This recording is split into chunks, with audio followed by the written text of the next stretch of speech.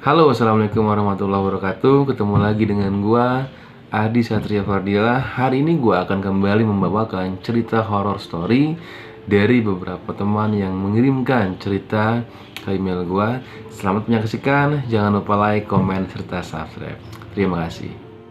Kisah ini dimulai dari seorang perawat bernama Indi. Dia merupakan perawat ruangan yang bekerja 3 shift, pagi, siang, dan malam.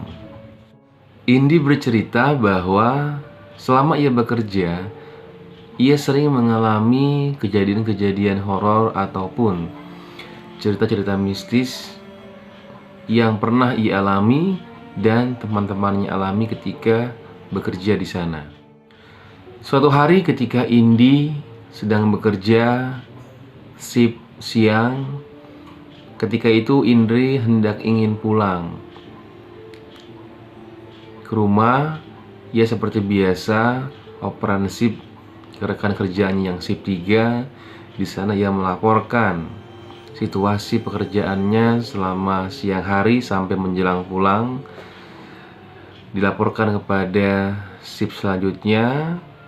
Ketika selesai melaporkan, ketika Indi keluar dari ruangannya, Indi seperti melihat ada bapak-bapak duduk di bangku di depan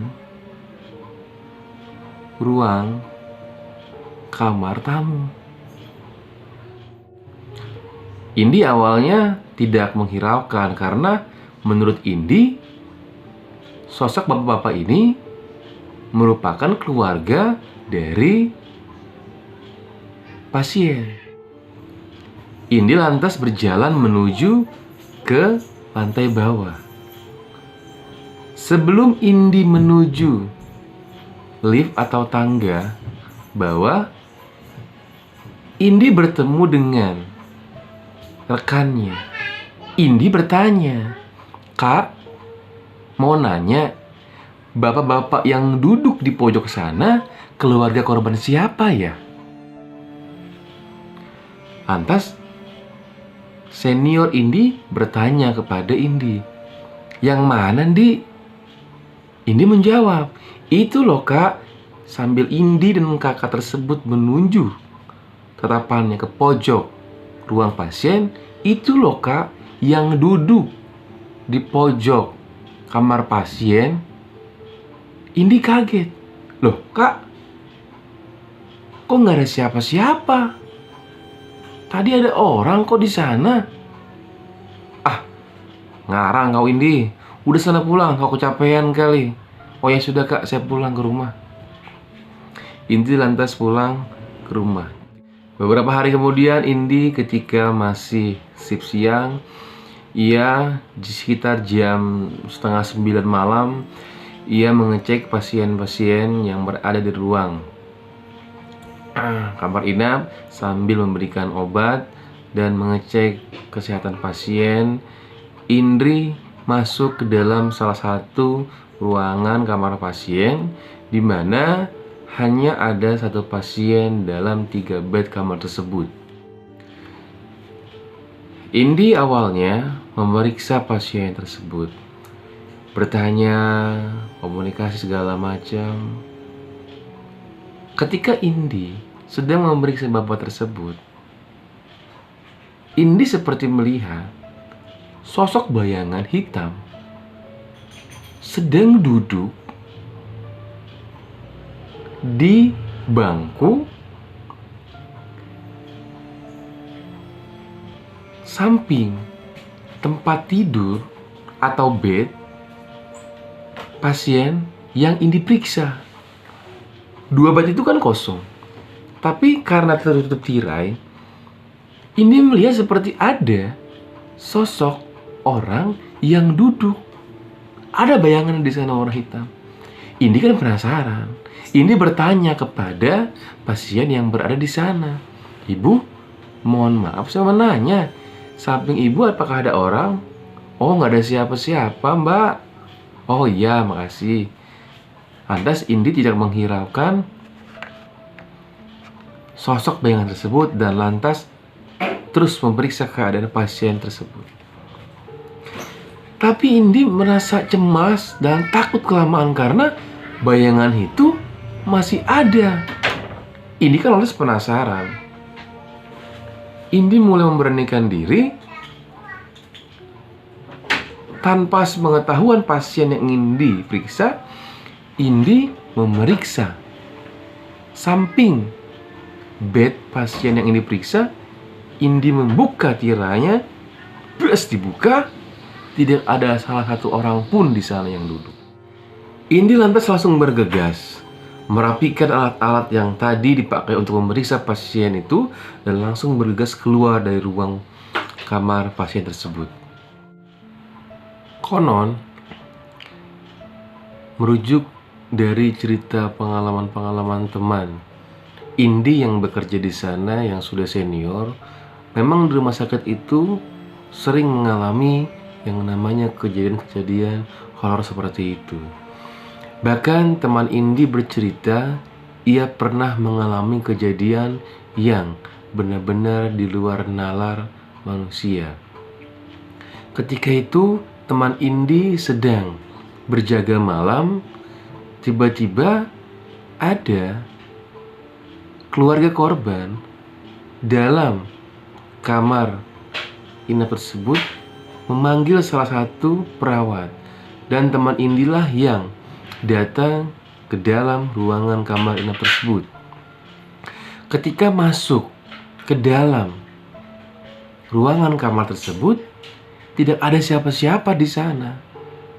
Tapi teman Indi ini melihat sosok ibu-ibu tersebut masuk ke dalam kamar tersebut. Banyak kejadian-kejadian horor yang dialami Indi dan teman-temannya ketika bekerja di sana. Indi ketika itu berjaga malam bersama rekannya.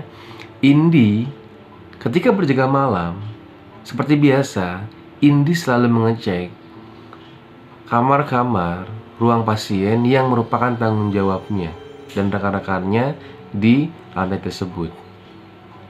Ketika pukul jam 1 malam, Indi dan teman-temannya berkeliling secara bergantian ke kamar-kamar untuk memastikan kondisi pasien baik-baik saja sambil membagikan obat-obatan atau mengganti infus pasien.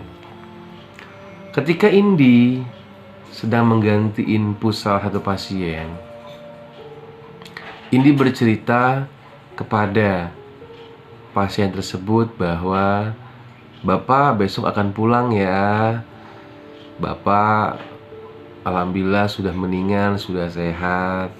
Besok kalau dokter sudah mengizinkan, dokter datang pagi, Bapak sudah boleh pulang. Iya sus, makasih, kata bapaknya seperti itu kepada Indi. Indi pun lantas berbicara kepada orang yang duduk di samping bapak tersebut. Ibu, saya permisi dulu. Saya mau ke ruangan yang lain. Ibu ini tidak mengucapkan satu kata pun. Ibu ini hanya mengangguk saja sambil melihat ke Indi. Indi pun akhirnya keluar dari ruangan tersebut. Ketika itu tepat pukul jam 5 subuh, Indi kembali mengecek ruang-ruang kamar dan Indi kembali masuk kepada ruangan bapak tersebut yang tadi tepat jam 1 malam Indi periksa dan diganti infusnya. Di sana Indi menemukan anak bapak tersebut sedang menjaga bapaknya sambil menemani bapaknya. Sosok ini merupakan anak muda, ya, laki-laki. Indi pun bertanya kepada anak buah tersebut, "Kak, nunggu bapaknya?" "Oh iya sus, saya nunggu dari semalam sampai nanti pagi diganti sama kakak saya juga. Kebetulan kakak saya lagi shift malam, jadi berganti dengan saya." "Tadi ibunya kemana yang jaga tadi malam?" Bapaknya lantas menjawab pertanyaan dari Indi.